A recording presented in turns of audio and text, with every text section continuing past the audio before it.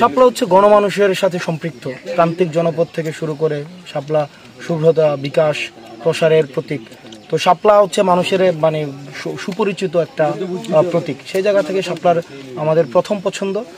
আর হচ্ছে আমাদের গতকাল রেজিস্ট্রেশনের কার্যক্রম আমাদের শেষ হয়েছে। আমাদের সারা দেশব্যাপী আমাদের সাংগঠনিক যে বিস্তার, সে বিস্তারের থেকে হচ্ছে আমাদের গতকাল আমরা রেজিস্ট্রেশন করেছি এবং আমাদের সাংগঠনিক ধারাবাহিকতা অব্যাহত থাকবে।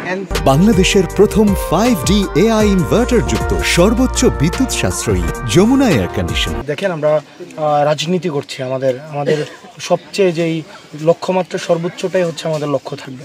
তো সেই জায়গা থেকে আমরা সেটিকে লক্ষ্য রেখে হচ্ছে আমরা এগিয়ে যাব। মানুষের প্রত্যাশা, আমাদের প্রত্যাশা তৈরি হয়েছে, আকাঙ্ক্ষা তৈরি হয়েছে।